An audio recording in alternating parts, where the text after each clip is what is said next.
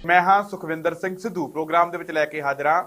ਪੰਜਾਬ ਦੀ ਸਿਆਸਤ ਦੇ ਨਾਲ ਖਾਸ ਕਰਕੇ ਨਵਜੋਤ ਸਿੰਘ ਸਿੱਧੂ ਅਤੇ ਕਾਂਗਰਸ ਦੇ ਨਾਲ ਜੁੜੀਆਂ ਵੱਡੀਆਂ ਖਬਰਾਂ ਲੈ ਕੇ ਗੱਲਬਾਤ ਕਰਾਂਗੇ ਕਿ ਨਵਜੋਤ ਸਿੰਘ ਸਿੱਧੂ ਨੇ 3 ਉਮੀਦਵਾਰ ਐਲਾਨ ਦਿੱਤੇ ਨੇ, ਕਿਉਂਕਿ ਨਵਜੋਤ ਸਿੰਘ ਸਿੱਧੂ 3 ਉਮੀਦਵਾਰਾਂ ਵਾਸਤੇ ਵੋਟਾਂ ਮੰਗਦੇ ਦਿਖਾਈ ਦਿੱਤੇ ਨੇ।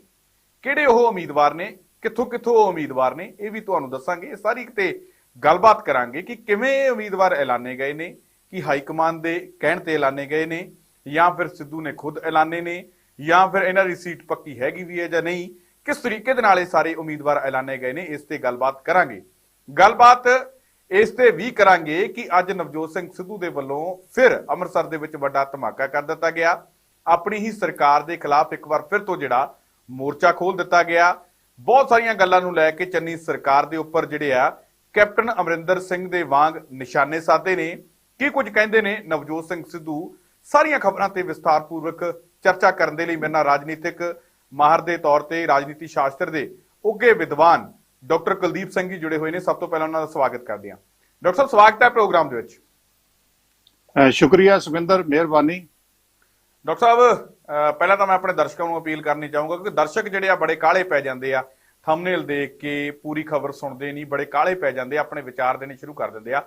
मैं सारिਆਂ ਨੂੰ ਜਿਹੜੀ ਬੇਨਤੀ ਕਰਾਂਗਾ ਕਿ ਪਹਿਲਾਂ ਇੱਕ ਵਾਰ ਪੂਰੀ ਖਬਰ ਦੇਖ ਲਿਆ ਕਰੋ, ਫਿਰ ਅੱਗੇ ਜਿਹੜੇ ਆਪਣੇ ਵਿਚਾਰ ਦਿਆ ਕਰੋ। ਡਾਕਟਰ ਸਾਹਿਬ ਜਿਹੜੇ ਆਪਾਂ 3 ਉਮੀਦਵਾਰ ਐਲਾਨਣ ਦੀ ਗੱਲ ਕਰ ਰਹੇ ਹਾਂ, ਨਵਜੋਤ ਸਿੰਘ ਸਿੱਧੂ ਸਭ ਤੋਂ ਪਹਿਲਾਂ ਜਦੋਂ ਪ੍ਰਧਾਨ ਬਣੇ ਤਾਂ ਉਸ ਤੋਂ ਬਾਅਦ ਮਦਨ ਲਾਲ ਜਲਾਲਪੁਰ ਦੇ ਲਈ ਵੋਟਾਂ ਮੰਗਦੇ ਦਿਖਾਈ ਦਿੱਤੇ। ਕਹਿੰਦੇ ਕਿ ਭਾਈ ਮਦਨ ਲਾਲ ਜਲਾਲਪੁਰ ਨੂੰ ਜਿਤਾਓ, ਮਦਨ ਲਾਲ ਜਲਾਲਪੁਰ ਨਹੀਂ, ਇੱਥੋਂ ਨਵਜੋਤ ਸਿੰਘ ਸਿੱਧੂ ਚੋਣ ਲੜੇਗਾ। ਉਸ ਤੋਂ ਬਾਅਦ ਲੁਧਿਆਣਾ ਦੇ ਆਤਮਨਗਰ ਹਲਕੇ ਦੇ ਵਿੱਚ ਕਮਲਜੀਤ ਕੜਵਲ ਦੇ ਲਈ ਵੋਟਾਂ ਮੰਗਦੇ ਦਿਖਾਈ ਦਿੱਤੇ। ਕਹਿੰਦੇ ਕਮਲਜੀਤ ਕੜਵਲ ਨੂੰ ਜਿਤਾਓ। ਤਾਂ ਕੱਲ ਬਾਘਾ ਪੁਰਾਣਾ ਦੇ ਵਿੱਚ ਦਰਸ਼ਨ ਸਿੰਘ ਬਰਾੜ ਦੇ ਲਈ ਵੋਟਾਂ ਮੰਗਦੇ ਦਿਖਾਈ ਦਿੱਤੇ। ਕਹਿੰਦੇ ਕਿ ਇਹ ਬਾਪੂ ਨੂੰ ਜਿਤਾ ਦਿਓ। ਕਿਵੇਂ ਦੇਖਦੇ ਹੋ ਕਿ ਇੱਕ ਤਰੀਕੇ ਦੇ ਨਾਲ ਤੁਹਾਡਾ ਬੜਾ ਲੰਬਾ ਤਜਰਬਾ, ਕਿਵੇਂ ਦੇਖਦੇ ਹੋ ਇਸ ਤਰੀਕੇ ਨੂੰ, ਜਿਸ ਤਰੀਕੇ ਨਾਲ ਨਵਜੋਤ ਸਿੰਘ ਸਿੱਧੂ ਨੇ ਇਹਨਾਂ 3 ਉਮੀਦਵਾਰਾਂ ਲਈ ਵੋਟਾਂ ਮੰਗੀਆਂ? ਕੀ ਮੰਨ ਲਈਏ ਕਿ ਕਾਂਗਰਸ ਨੇ ਜਾਂ ਨਵਜੋਤ ਸਿੰਘ ਸਿੱਧੂ ਨੇ ਇਹ ਤਿੰਨੇ ਹੀ ਜਿਹੜੇ ਉਮੀਦਵਾਰ ਨੇ ਐਲਾਨ ਦਿੱਤੇ ਨੇ, ਤਿੰਨਾਂ ਹੀ ਉਮੀਦਵਾਰਾਂ ਨੂੰ ਕੈਂਡੀਡੇਟ ਆਪਣਾ ਬਣਾ ਲਿਆ ਇਹਨਾਂ ਹਲਕਿਆਂ ਤੋਂ ਹੀ? ਸੁਖਵਿੰਦਰ, ਪਾਰਟੀਆਂ ਦੀ ਜਦੋਂ ਕਾਰਗੁਜ਼ਾਰੀ ਦੀ ਗੱਲ ਹੁੰਦੀ ਹੈ ਨਾ, ਉਹਦੇ 'ਚ ਜਿਹੜੀਆਂ 2-3 ਅਹਿਮ ਗੱਲਾਂ ਹੁੰਦੀਆਂ ਨੇ। ਉਹਦੇ 'ਚ ਇੱਕ ਗੱਲ ਹੁੰਦੀ ਹੈ ਕਿ ਪਾਰਟੀ ਦੀ ਵਿਚਾਰਧਾਰਾ ਕੀ ਹੈ, ਦੂਜੀ ਪਾਰਟੀ ਦੀ ਜਿਹੜੀ ਕਾਰਗੁਜ਼ਾਰੀ ਆ ਉਹ ਕਿਸਮ ਦੀ। ਉਹਦੇ ਅੰਦਰ ਅਸੀਂ ਗੱਲ ਕਰਦੇ ਹਾਂ ਕਿ ਪਾਰਟੀ ਦੇ ਅੰਦਰ ਅਨੁਸ਼ਾਸਨ ਕਿਸ ਕਿਸਮ ਦਾ ਹੈ। ਜੇ ਇਹਨਾਂ ਗੱਲਾਂ ਨੂੰ ਦਿਮਾਗ ਵਿੱਚ ਰੱਖ ਕੇ ਅਸੀਂ ਹੁਣ ਦੀ ਪੰਜਾਬ ਦੀ ਕਾਂਗਰਸ ਦੀ ਗੱਲ ਕਰੀਏ ਤਾਂ ਮੈਂ ਤੁਹਾਨੂੰ ਇਹ ਕਹਾਂਗਾ ਕਿ ਕੋਈ ਪੰਜਾਬ ਕਾਂਗਰਸ ਦੇ ਹਾਲਾਤ ਮੈਨੂੰ ਵਧੀਆ ਨਜ਼ਰ ਨਹੀਂ ਆਉਂਦੇ। ਕੇਂਦਰ, ਜੇ ਅਸੀਂ ਮੁਲਕ ਦੇ ਅੰਦਰ ਬਾਕੀ ਜਿਹੜੀਆਂ ਸਾਡੀਆਂ ਪਾਰਟੀਆਂ ਨੇ ਉਹਦੇ ਝਾਤ ਮਾਰੀਏ, ਤੁਸੀਂ ਬੀਜੇਪੀ ਦੀ ਵਿਚਾਰਧਾਰਾ ਨਾਲ ਸਹਿਮਤ ਹੋਵੋ, ਤੁਸੀਂ ਅਸਹਿਮਤ ਹੋਵੋ, ਇਹ ਅਲੱਗ ਗੱਲ ਹੈ। ਪਰ ਇੱਕ ਗੱਲ ਸਾਨੂੰ ਮੰਨਣੀ ਪਵੇਗੀ ਕਿ ਕੇਂਦਰ ਵਿੱਚ ਬੀਜੇਪੀ ਦੀ ਸਰਕਾਰ ਵਿੱਚ ਜੋ ਇਸ ਵੇਲੇ ਅਨੁਸ਼ਾਸਨ ਹੈ, ਜੋ ਇੱਕ ਸੁਰਤ ਹੈ ਜੀ, ਉਹ ਸਿਸਟਮ 'ਚ ਰਹਿ ਕੇ ਲੋਕ ਗੱਲ ਕਰਦੇ ਨੇ। ਇੱਦਾਂ ਹੀ ਜੇ ਅਸੀਂ ਬੀਜੇਪੀ ਦੀਆਂ ਜਿਹੜੀਆਂ ਅਲੱਗ-ਅਲੱਗ ਸੂਬਿਆਂ ਦੀਆਂ ਸਰਕਾਰਾਂ ਨੇ ਹੈ ਜੀ, ਉੱਥੇ ਵੀ ਕੋਈ ਨਹੀਂ ਬੋਲਦਾ। ਜਿਸ ਕਿਸ ਵਿਅਕਤੀ ਨੂੰ ਮੁੱਖ ਮੰਤਰੀ ਬਣਾ ਦਿੱਤਾ, ਬਾਕੀ ਸਾਰੇ ਉਹਨੂੰ ਸਵੀਕਾਰ ਕਰ ਲੈਂਦੇ ਨੇ। ਜਿਸ ਕਿਸ ਵਿਅਕਤੀ ਨੂੰ ਪਾਰਟੀ ਪ੍ਰਧਾਨ ਬਣਾਤਾ ਸੂਬੇ ਦਾ, ਬਾਕੀ ਸਾਰੇ ਉਹਨੂੰ ਸਵੀਕਾਰ ਕਰ ਲੈਂਦੇ ਨੇ। ਤੁਸੀਂ ਇਹ ਦੇਖੋ ਵੀ ਲਾਲ ਕ੍ਰਿਸ਼ਨ ਅਡਵਾਨੀ ਵਰਗੇ ਬੰਦੇ, ਮੁਰਲੀ ਮਨੋਹਰ ਜੋਸ਼ੀ ਵਰਗੇ ਬੰਦੇ ਜਿਹੜੇ ਮੋਦੀ ਨੂੰ ਰਾਜਨੀਤੀ ਵਿੱਚ ਲਿਆਉਣ ਵਾਲੇ ਨੇ, ਉਹ ਵਿਅਕਤੀਆਂ ਨੇ ਵੀ ਪਾਰਟੀ ਦੇ ਅਨੁਸ਼ਾਸਨ ਵਿੱਚ ਰਹਿੰਦਿਆਂ ਹੋਇਆਂ ਮੋਦੀ ਤੇ ਸ਼ਾਹ ਦੀ ਲੀਡਰਸ਼ਿਪ ਨੂੰ ਸਵੀਕਾਰ ਕਰ ਲਿਆ। ਇਹ ਹੁੰਦਾ ਪਾਰਟੀਆਂ ਦਾ ਅਨੁਸ਼ਾਸਨ। ਚੰਗੀ ਤੇ ਚੰਗੀ ਵਿਚਾਰਧਾਰਾ ਵੀ ਪਿੱਛੇ ਪੈ ਜਾਂਦੀ ਹੈ ਜੇ ਪਾਰਟੀ ਵਿੱਚ ਡਿਸਪਲਿਨ ਨਾ ਹੋਵੇ। ਹੁਣ ਗੱਲ ਰਹੀ ਪੰਜਾਬ ਦੀ, ਤੁਸੀਂ ਪੰਜਾਬ ਵਿੱਚ ਵੀ ਦੇਖੋ ਅਕਾਲੀ ਦਲ ਬਾਦਲ ਵਿੱਚ ਜਦੋਂ ਪ੍ਰਕਾਸ਼ ਸਿੰਘ ਮੈਂ ਗੱਲ ਕਹਿਣੀ ਚਾਹੂੰਗਾ, ਮੈਂ ਅਪੀਲ ਕਰਨਾ ਚਾਹੂੰਗਾ ਸਾਡੇ ਦਰਸ਼ਕਾਂ ਨੂੰ ਕਿ ਅਸੀਂ ਜਿਹੜੀ ਖਬਰ ਤੇ ਵਿਸਤਾਰਪੂਰਵਕ ਚਰਚਾ ਕਰ ਰਹੇ ਹਾਂ, ਇਸ ਚਰਚਾ ਦਾ ਹਿੱਸਾ ਜਿਹੜਾ ਤੁਸੀਂ ਵੀ ਬਣ ਸਕਦੇ ਹੋ। ਸਾਡੇ ਨਾਲ ਕਮੈਂਟਸ ਦੇ ਜਰੀਏ ਜਿਹੜੇ ਤੁਸੀਂ ਇਹ ਲਾਈਵ ਪ੍ਰੋਗਰਾਮ ਦੇ ਵਿੱਚ ਆਪਣੇ ਵਿਚਾਰ ਜਿਹੜੇ ਆ ਰੱਖ ਸਕਦੇ ਹੋ। ਅਸੀਂ ਉਹ ਜਿਹੜੇ ਤੁਹਾਡੇ ਉਹਨਾਂ ਕੁਐਸਚਨਾਂ ਦੇ ਜਵਾਬ ਜਿਹੜੇ ਆ ਡਾਕਟਰ ਸਾਹਿਬ ਤੋਂ ਲੈਣ ਦੀ ਕੋਸ਼ਿਸ਼ ਕਰਾਂਗੇ। ਆਪਣੇ ਪ੍ਰੋਗਰਾਮ ਦੇ ਵਿੱਚ ਤੁਹਾਡੇ ਵਿਚਾਰ ਜਿਹੜੇ ਆ ਰੱਖਣ ਦੀ ਕੋਸ਼ਿਸ਼ ਕਰਾਂਗੇ। ਇਸ ਪ੍ਰੋਗਰਾਮ ਦੇ ਵਿੱਚ ਤੁਸੀਂ ਵੀ ਸਾਡੇ ਇਸ ਚਰਚਾ ਦਾ ਹਿੱਸਾ ਬਣੋ। ਕਮੈਂਟਸ ਦੇ ਜਰੀਏ ਆਪਣੇ ਸਵਾਲ ਜਵਾਬ ਜਾਂ ਆਪਣੇ ਵਿਚਾਰ ਜਿਹੜੇ ਆ ਤੁਸੀਂ ਜ਼ਰੂਰ ਦਿਓ। ਜੀ ਡਾਕਟਰ ਸਾਹਿਬ। ਸੋ ਸੁਖਵਿੰਦਰ, ਪੰਜਾਬ ਵਿੱਚ ਤੁਸੀਂ ਦੇਖੋ ਵੀ ਜਦੋਂ ਪ੍ਰਕਾਸ਼ ਸਿੰਘ ਬਾਦਲ ਤੋਂ ਬਾਅਦ ਸੁਖਬੀਰ ਸਿੰਘ ਬਾਦਲ ਅਕਾਲੀ ਦਲ ਦੇ ਪ੍ਰਧਾਨ ਬਣੇ, ਕੁਝ ਲੋਕਾਂ ਨੇ ਸੁਖਬੀਰ ਸਿੰਘ ਬਾਦਲ ਨੂੰ ਲੀਡਰ ਸਵੀਕਾਰ ਨਹੀਂ ਕੀਤਾ, ਅਕਾਲੀ ਦਲ ਛੱਡ ਕੇ ਚਲੇ ਗਏ। ਪਰ ਅਕਾਲੀ ਦਲ ਦੇ ਛੱਡਣ ਤੋਂ ਬਾਅਦ ਸੁਖਬੀਰ ਬਾਦਲ ਨੂੰ ਪਾਰਟੀ ਦੇ ਅੰਦਰ ਕੋਈ ਚੈਲੰਜ ਨਹੀਂ ਹੈਗਾ। ਯਾਨੀ ਕਿ ਜਿਹੜੇ ਬਲਵਿੰਦਰ ਸਿੰਘ ਭੁੰਦੜ ਵਰਗੇ ਬੰਦੇ ਜਿਨ੍ਹਾਂ ਨੇ ਸੁਖਬੀਰ ਬਾਦਲ ਦੇ ਪਿਤਾ ਸਰਦਾਰ ਪ੍ਰਕਾਸ਼ ਸਿੰਘ ਬਾਦਲ ਨਾਲ ਕੰਮ ਕੀਤਾ ਸੀ, ਉਹਨਾਂ ਨੂੰ ਵੀ ਸੁਖਬੀਰ ਬਾਦਲ ਨੂੰ ਪਾਰਟੀ ਪ੍ਰਧਾਨ ਮੰਨਣ ਲੱਗਿਆ ਕੋਈ ਪੱਤੀ ਨਹੀਂ ਹੈਗੀ। ਸੋ ਪਾਰਟੀ ਦਾ ਇੱਕ ਡਿਸਪਲਿਨ ਹੁੰਦਾ ਹੈ। ਜਿਹੜਾ ਪਾਰਟੀ ਦਾ ਕੈਂਡੀਡੇਟ ਅਨਾਉਂਸ ਕਰਦੇ ਨੇ ਸਾਰੇ ਉਹਨੂੰ ਸਵੀਕਾਰ ਕਰਦੇ ਨੇ। ਪਾਰਟੀ ਦੀ ਕਾਰਗੁਜ਼ਾਰੀ ਕੀ ਹੈ ਇਹ ਗੱਲ ਅਲੱਗ ਵਿਸ਼ਾ ਹੈ। ਸੋ ਮੈਂ ਸਿਰਫ ਇੰਨੀ ਗੱਲ ਇਸ ਵੇਲੇ ਕਹਿ ਰਿਹਾ ਕਿ ਪਾਰਟੀਆਂ ਦੇ ਅੰਦਰ ਅਨੁਸ਼ਾਸਨ ਦਾ ਹੋਣਾ ਬਹੁਤ ਜ਼ਰੂਰੀ ਹੈ। ਪਾਰਟੀ ਦੇ ਅੰਦਰ ਰਹਿ ਕੇ ਗੱਲ ਕਰਨੀ ਬਣਦੀ ਹੈ। ਤੁਸੀਂ ਮੈਨੂੰ ਇਹ ਦੱਸੋ, ਜਦੋਂ ਕੈਪਟਨ ਅਮਰਿੰਦਰ ਸਿੰਘ ਦੀ ਸਰਕਾਰ ਸੀਗੀ ਤੇ ਨਵਜੋਤ ਸਿੰਘ ਸਿੱਧੂ ਨੂੰ ਮੰਤਰੀ ਬਣਾਇਆ ਗਿਆ ਤੇ ਉਹ ਕੰਮ ਵੀ ਕਰਦੇ ਰਹੇ। ਨਵਜੋਤ ਸਿੰਘ ਸਿੱਧੂ ਆਪ ਸਾਨੂੰ ਦੱਸਦੇ ਨੇ ਕਿ ਉਹਨਾਂ ਨੇ ਕੁਝ ਚੰਗੀਆਂ ਗੱਲਾਂ ਉਸ ਵੇਲੇ ਦੇ ਮੁੱਖ ਮੰਤਰੀ ਨੂੰ ਸੁਜੈਸਟ ਕੀਤੀਆਂ ਜਿਹੜੀਆਂ ਉਹਨਾਂ ਨੇ ਨਹੀਂ ਮੰਨੀਆਂ। ਜਦੋਂ ਨਹੀਂ ਮੰਨੀਆਂ ਤੇ ਫਿਰ ਉਹਨਾਂ ਨੇ ਕੈਪਟਨ ਅਮਰਿੰਦਰ ਸਿੰਘ ਦੇ ਖਿਲਾਫ ਝੰਡਾ ਚੁੱਕ ਲਿਆ। ਤੁਹਾਨੂੰ ਯਾਦ ਹੋਏਗਾ ਕਿ ਇੱਕ ਵਾਰ ਅਖਬਾਰਾਂ ਵਾਲਿਆਂ ਨੂੰ ਕਿਹਾ ਨਵਜੋਤ ਸਿੰਘ ਸਿੱਧੂ ਨੇ ਕਿ ਜੀ ਤੁਹਾਡੇ ਕੈਪਟਨ, ਉਹ ਕਹਿੰਦੇ ਮੇਰਾ ਕੈਪਟਨ ਤੇ ਦਿੱਲੀ ਹੈ, ਮੇਰਾ ਕੈਪਟਨ ਤੇ ਪੰਜਾਬ 'ਚ ਹੈ ਹੀ ਨਹੀਂ। ਯਾਨੀ ਕਿ ਕੈਪਟਨ ਅਮਰਿੰਦਰ ਸਿੰਘ ਨੂੰ ਉਹਨਾਂ ਨੇ ਕੈਪਟਨ ਅਮਰਿੰਦਰ ਸਿੰਘ ਤਾਂ ਫੌਜ ਦੇ ਕੈਪਟਨ ਆ, ਮੇਰਾ ਕੈਪਟਨ ਤਾਂ ਰਾਹੁਲ ਗਾਂਧੀ ਹੈ। ਠੀਕ ਹੈ, ਚਲੋ ਉਸ ਵੇਲੇ ਤਾਂ ਇੱਕ ਗੱਲ ਸਾਨੂੰ ਨਵਜੋਤ ਸਿੰਘ ਸਿੱਧੂ ਦੱਸਦੇ ਸੀ, ਅਸੀਂ ਸੁਣਦੇ ਸੀ, ਸਾਨੂੰ ਸਮਝ ਆਉਂਦੀ ਸੀ ਕਿ ਨਵਜੋਤ ਸਿੰਘ ਸਿੱਧੂ ਦੀ ਪਾਰਟੀ ਅੰਦਰ ਸੁਣੀ ਨਹੀਂ ਜਾਂਦੀ, ਇਸ ਕਰਕੇ ਕੈਪਟਨ ਅਮਰਿੰਦਰ ਸਿੰਘ ਦੇ ਖਿਲਾਫ ਝੰਡਾ ਚੁੱਕਦੇ ਨੇ। ਤੇ ਹੁਣ ਵੀ ਉਹੀ ਚੀਜ਼ ਜਾਰੀ ਰਹਿ ਰਹੀ ਹੈ। ਤੇ ਜਦੋਂ ਨਵਜੋਤ ਸਿੰਘ ਸਿੱਧੂ ਖੁਦ ਪਾਰਟੀ ਪ੍ਰਧਾਨ ਬਣ ਗਏ ਨੇ, ਪਾਰਟੀ ਪ੍ਰਧਾਨ ਦਾ ਅਹੁਦਾ ਇੱਕ ਬਹੁਤ ਵੱਡਾ ਅਹੁਦਾ ਹੁੰਦਾ ਹੈ। ਇਹ ਠੀਕ ਹੈ, ਜਦੋਂ ਪਾਰਟੀ ਦੇ ਅੰਦਰ ਟਿਕਟਾਂ ਵੰਡਣੀਆਂ ਨੇ ਉਹਦੇ 'ਚ ਮੁੱਖ ਮੰਤਰੀ ਦਾ ਰੋਲ ਹੁੰਦਾ ਹੈ, ਉਹਦੇ 'ਚ ਪਾਰਟੀ ਪ੍ਰਧਾਨ ਦਾ ਰੋਲ ਹੁੰਦਾ ਹੈ, ਉਹ 'ਚ ਇੱਕ ਕਮੇਟੀ ਬਣਦੀ ਹੈ, ਸੈਂਟਰਲ ਹਾਈ ਕਮਾਂਡ ਦਾ ਰੋਲ ਹੁੰਦਾ ਹੈ। ਉਹਦੇ 'ਚ ਇਕੱਲੇ ਤੌਰ ਤੇ ਪਾਰਟੀ ਪ੍ਰਧਾਨ ਟਿਕਟਾਂ ਅਨਾਉਂਸ ਕਰੇ, ਇਹ ਮੈਂ ਕਦੇ ਨਹੀਂ ਦੇਖਿਆ। ਸੋ ਇਹ ਜਿਹੜੀ ਗੱਲ ਨਵਜੋਤ ਸਿੰਘ ਸਿੱਧੂ ਨੇ ਕੀਤੀ ਹੈ, ਪਹਿਲਾਂ ਤਾਂ ਇਹ ਪਾਰਟੀ ਦਾ ਜਿਹੜਾ ਅਨੁਸ਼ਾਸਨ ਦਾ ਢਾਂਚਾ ਹੈ ਉਹਦੇ ਖਿਲਾਫ ਹੈ। ਪਾਰਟੀ ਦੀ ਇੱਕ ਹਾਇਰਾਰਕੀ ਹੈ, ਪਾਰਟੀ ਦੇ ਕਈ ਲੇਅਰਸ ਨੇ ਜਿਹਦੇ ਥਰੂ ਜਾ ਕੇ ਪਾਰਟੀ ਦੇ ਕੈਂਡੀਡੇਟਸ ਅਨਾਉਂਸ ਹੁੰਦੇ ਨੇ। ਸੋ ਨਵਜੋਤ ਸਿੰਘ ਸਿੱਧੂ ਕੀ ਪਾਰਟੀ ਪ੍ਰਧਾਨ ਬਣਨ ਤੋਂ ਬਾਅਦ ਸਾਨੂੰ ਇਹ ਦੱਸਣਾ ਚਾਹੁੰਦੇ ਨੇ ਕਿ ਮੈਂ ਇਕੱਲੇ ਤੌਰ ਤੇ ਹੀ ਲੋਕ ਸਭਾ ਅਗਲੀ ਵਿਧਾਨ ਸਭਾ ਲਈ ਕੈਂਡੀਡੇਟਸ ਅਨਾਉਂਸ ਕਰਨਾ? ਜੇ ਇਦਾਂ ਦੀ ਗੱਲ ਹੈ, ਇਸ ਕਿਸਮ ਦੀਆਂ ਗੱਲਾਂ ਤੇ ਪਾਰਟੀ ਦਾ ਜਿਹੜਾ ਅਨੁਸ਼ਾਸਨ ਆ ਉਹ ਅਲਾਉ ਨਹੀਂ ਕਰਦਾ। ਦੂਜੀ ਚੀਜ਼ ਜਿਹੜੀ ਉਦੋਂ ਵੀ ਮਹੱਤਵਪੂਰਨ ਹੈ, ਉਹ ਮੈਂ ਕਹਾਂਗਾ ਰਾਦਰ ਥੋੜੀ ਜੀ ਵੱਡੀ ਗੱਲ ਕਹਿ ਰਿਹਾ, ਉਹ ਇਹ ਹੈ ਅਸੀਂ ਨਵਜੋਤ ਸਿੰਘ ਸਿੱਧੂ ਨੂੰ ਬਹੁਤ ਧਿਆਨ ਨਾਲ ਸੁਣਦੇ ਰਹੇ ਹਾਂ। ਉਹਨਾਂ ਦੇ ਵਿਚਾਰਾਂ ਨੂੰ ਖਾਸ ਕਰਕੇ ਉਹ 75-25 ਦੀ ਗੱਲ ਕਰਦੇ ਰਹੇ ਨੇ, ਉਹ ਸੂਬੇ ਦੀ ਆਮਦਨ ਵਧਾਉਣ ਦੀ ਗੱਲ ਕਰਦੇ ਰਹੇ ਨੇ। ਅੱਜ ਕੇ ਕੱਲ੍ਹ ਹੀ ਕਹਿ ਰਹੇ ਸੀਗੇ ਕਿ ਮੈਂ 35,000 ਕਰੋੜ ਤੱਕ ਸੂਬੇ ਦੀ ਆਮਦਨ ਵਧਾਵਾਂਗਾ। ਤੇ ਅਸੀਂ ਇਸ ਗੱਲ ਦੀ ਆਸ ਕਰਦੇ ਸੀਗੇ ਕਿ ਸਾਨੂੰ ਦੱਸਣ ਕਿ ਕਿਹੜੇ ਲੋਕਾਂ ਨੇ ਸੂਬੇ ਦੀ ਆਮਦਨ ਨੂੰ ਲੁੱਟਿਆ, ਕਿਹੜੇ ਲੋਕਾਂ ਨੇ ਸੂਬੇ ਦੀ ਸਾਧਨਾਂ ਨੂੰ ਲੁੱਟਿਆ, ਕਿਹੜੇ ਉਹ ਲੋਕ ਨੇ ਬਿਊਰੋਕ੍ਰੇਸੀ ਵਿੱਚ, ਸਰਕਾਰ ਵਿੱਚ, ਜਿਹੜੇ ਉਸ ਕਰਪਟ ਸਿਸਟਮ ਦਾ ਹਿੱਸਾ ਬਣੇ। ਸੋ ਸਾਨੂੰ ਤੇ ਬਹੁਤ ਵੱਡੀ ਆਸ ਸੀਗੀ। ਨਵਜੋਤ ਸਿੰਘ ਸਿੱਧੂ ਨੇ ਸਾਨੂੰ ਉਹ ਗੱਲ ਨਹੀਂ ਦੱਸੀ। ਉਹ ਦੱਸਣ ਤੋਂ ਬਿਨਾਂ ਹੀ ਤੁਸੀਂ ਇੱਧਰ ਤੁਰ ਪਏ। ਅਸੀਂ ਤਾਂ ਇਸ ਗੱਲ ਦੀ ਆਸ ਕਰਦੇ ਹਾਂ ਕਿ ਪਾਰਟੀ ਕੈਂਡੀਡੇਟਸ ਅਨਾਉਂਸ ਕਰਨ ਤੋਂ ਪਹਿਲਾਂ ਨਵਜੋਤ ਸਿੰਘ ਸਿੱਧੂ ਜਿਹੜੇ ਬਹੁਤ ਉੱਚ ਵਿਚਾਰਧਾਰਾ ਸਾਡੇ ਨਾਲ ਰੱਖਦੇ ਨੇ, ਸ਼ੇਅਰ ਕਰਦੇ ਨੇ, ਉਹ ਸਾਨੂੰ ਦੱਸਣ ਕਿ ਜਿਹੜੇ ਕਰਪਟ ਸਿਸਟਮ ਨੇ ਸੂਬੇ ਦੀ ਆਮਦਨ ਨਹੀਂ ਵਧਣ ਦਿੱਤੀ, ਜਿਹੜੇ ਕਰਪਟ ਸਿਸਟਮ ਵਿੱਚ ਸੂਬੇ ਦੀ ਆਮਦਨ ਲੋਕਾਂ ਦੀਆਂ ਜੇਬਾਂ ਵਿੱਚ ਚਲੀ ਗਈ, ਉਸ ਕਰਪਟ ਸਿਸਟਮ ਦਾ ਹਿੱਸਾ ਸਰਕਾਰ ਦੇ ਅੰਦਰੋਂ ਕਿਹੜੇ ਲੋਕ ਸੀਗੇ, ਬਿਊਰੋਕ੍ਰੇਸੀ ਵਿੱਚੋਂ ਕਿਹੜੇ ਲੋਕ ਸੀਗੇ, ਪਾਰਟੀ ਵਿੱਚੋਂ ਕਿਹੜੇ ਲੋਕ ਸੀ। ਇਹਨਾਂ ਚੀਜ਼ਾਂ ਤੇ ਵਿਚਾਰ ਪਹਿਲਾਂ ਹੋਵੇ, ਪਾਰਟੀ ਦੇ ਕੈਂਡੀਡੇਟਸ ਬਾਅਦ ਵਿੱਚ ਅਨਾਉਂਸ ਹੋਣ। ਹਾਂਜੀ, ਚਲੋ ਇਹ ਤਾਂ ਹੁੰਦਾ ਹੈ ਕਿ ਪਾਰਟੀ ਪ੍ਰਧਾਨ ਕਿਸੇ ਕੈਂਡੀਡੇਟ ਦੇ ਹਲਕੇ ਵਿੱਚ ਗਏ, ਕਿਸੇ ਕੈਂਡੀਡੇਟ ਨੇ ਆਪਣੇ ਹਲਕੇ ਦੀ ਬਹੁਤ ਵੱਡੀ ਸੇਵਾ ਕੀਤੀ ਹੈ, ਉਹ ਸੇਵਾ ਵਾਲੇ ਕੰਮ ਪਾਰਟੀ ਪ੍ਰਧਾਨ ਲੋਕਾਂ ਨੂੰ ਯਾਦ ਕਰਾਉਣ, ਇਹ ਤਾਂ ਬਣਦੀ ਹੈ। ਇਸ ਕਿਸਮ ਦੀਆਂ ਗੱਲਾਂ ਤੇ ਉਹਨਾਂ ਨੇ ਕੀਤੀਆਂ ਨਹੀਂ ਕਿ ਜਦੋਂ ਤੁਸੀਂ A ਜਾਂ B ਜਾਂ C ਕੈਂਡੀਡੇਟ ਦੇ ਹਲਕੇ ਵਿੱਚ ਜਾਂਦੇ ਹੋ ਹੈ ਜੀ, ਫਿਰ ਤੁਸੀਂ ਉਹਨਾਂ ਦੇ ਚੰਗੇ ਕੰਮ ਤਾਂ ਗਿਣਾਉਂਦੇ ਨਹੀਂ, ਜਾਂ ਤਾਂ ਗਿਣਾਓ, ਦੱਸੋ ਹੈ ਜੀ। ਫਿਰ ਇੱਕ ਹੋਰ ਵੀ ਗੱਲ ਹੈਗੀ ਆ, ਅਸੀਂ ਤਾਂ ਇਹ ਵੀ ਸਮੇਂ ਸਿਰ ਸੁਣਦੇ ਹਾਂ ਕਿ ਕਾਂਗਰਸ ਹਾਈ ਕਮਾਂਡ ਆਪਣਾ ਸਰਵੇ ਕਰਵਾਉਂਦੀ ਹੈ, ਕਿ ਕਾਂਗਰਸ ਹਾਈ ਕਮਾਂਡ ਲੋਕਾਂ ਕੋਲੋਂ ਜਾਣਨ ਦੀ ਕੋਸ਼ਿਸ਼ ਕਰਦੀ ਹੈ। ਦੇਖਿਆ ਕਿ ਨਵਜੋਤ ਸਿੰਘ ਸਿੱਧੂ ਖੁਦ ਇਹ ਗੱਲ ਕਹਿੰਦੇ ਸੁਣਾਈ ਦਿੱਤੀ ਸੀ ਕਿ ਭਾਈ ਮੈਰਿਟ ਦੇ ਆਧਾਰ ਤੇ ਸਰਵੇ ਦੇ ਆਧਾਰ ਤੇ ਕੀ ਐਡੀ ਛੇਤੀ ਸਰਵੇ ਤੇ ਮੈਰਿਟ ਬਣ ਗਈ ਹੈ? ਬਿਲਕੁਲ ਠੀਕ ਕਰ ਰਹੇ ਹੋ। ਕੁਝ ਦਿਨ ਪਹਿਲਾਂ ਹੀ ਇਹ ਗੱਲ ਨਵਜੋਤ ਸਿੰਘ ਸਿੱਧੂ ਨੇ ਕਹੀ ਸੀ ਕਿ ਕੈਂਡੀਡੇਟਸ ਅਨਾਉਂਸ ਕਰਨ ਦਾ ਇੱਕ ਸਿਸਟਮ ਵਰਕਆਊਟ ਕੀਤਾ ਜਾਏਗਾ, ਕੋਈ ਮਾਪਦੰਡ ਹੋਏਗਾ, ਕੋਈ ਕ੍ਰਾਈਟੇਰੀਆ ਹੋਏਗਾ। ਹੁਣ ਇਹਦਾ ਮਤਲਬ ਇਹ ਹੋਇਆ ਨਾ ਸਿਰਫ ਨਵਜੋਤ ਸਿੰਘ ਸਿੱਧੂ ਦੀ ਜਿਹੜੀ ਇਹ ਕੈਂਡੀਡੇਟਸ ਅਨਾਉਂਸ ਕਰਨ ਵਾਲੀ ਗੱਲ ਹੈ, ਨਾ ਸਿਰਫ ਇਹ ਪਾਰਟੀ ਅਨੁਸ਼ਾਸਨ ਦੇ ਖਿਲਾਫ ਹੈ, ਇਹ ਗੱਲ ਤਾਂ ਨਵਜੋਤ ਸਿੰਘ ਸਿੱਧੂ ਨੇ ਜਿਹੜੀਆਂ ਆਪ ਗੱਲਾਂ ਪਹਿਲਾਂ ਕਹੀਆਂ ਉਹਨਾਂ ਦੇ ਵੀ ਖਿਲਾਫ ਹੈ ਜੀ।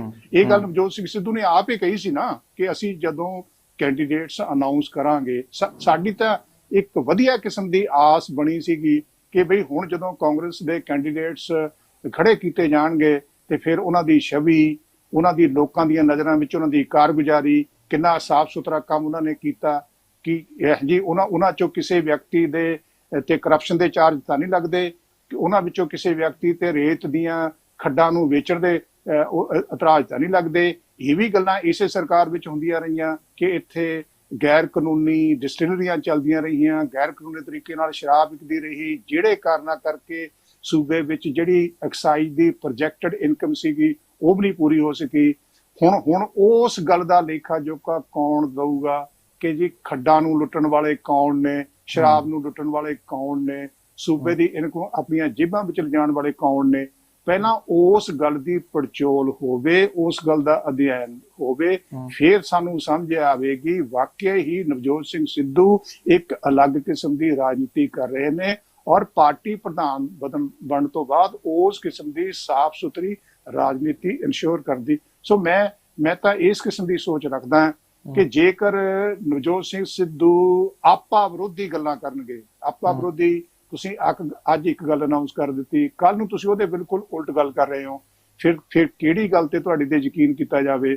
ਜਦੋਂ ਤੁਸੀਂ ਕਹਿੰਦੇ ਹੋ ਕਿ 35,000 ਕਰੋੜ ਮੈਂ ਸੂਬੇ ਦੀ ਆਮਦਨ ਵਿੱਚ ਵਾਧਾ ਕਰਾਂਗਾ ਤੇ ਨਾਲ ਇਹ ਵੀ ਕਹਿੰਦੇ ਹੋ ਕਿ ਲੋਕਾਂ ਨੇ, ਕਰਪਟ ਲੋਕਾਂ ਨੇ, ਕਰਪਟ ਸਿਸਟਮ ਨੇ ਸੂਬੇ ਦੀ ਜਿਹੜੀ ਰਾਈਟਫੁਲ ਇਨਕਮ ਆ ਉਹ ਡਿਨਾਈ ਕਰਤੀ। ਜੇ ਇਹ ਦੋਨਾਂ ਗੱਲਾਂ ਨੂੰ ਇਕੱਠਾ ਰੱਖ ਕੇ ਸੋਚੀਏ ਫਿਰ ਨਵਜੋਤ ਸਿੰਘ ਸਿੱਧੂ ਦੇ ਪਾਰਟੀ ਪ੍ਰਧਾਨ ਬਣਨ ਤੋਂ ਬਾਅਦ ਮੈਂ ਘੱਟੋ ਘੱਟ ਇਸ ਗੱਲ ਦੀ ਆਸ ਰੱਖਦਾ ਕਿ ਉਹ ਤਾਂ ਇਨਸਾਈਡਰ ਨੇ, ਉਹ ਤਾਂ ਸਰਕਾਰ ਨੂੰ ਜਾਣਦੇ ਨੇ, ਲੋਕਾਂ ਨੂੰ ਜਾਣਦੇ ਨੇ।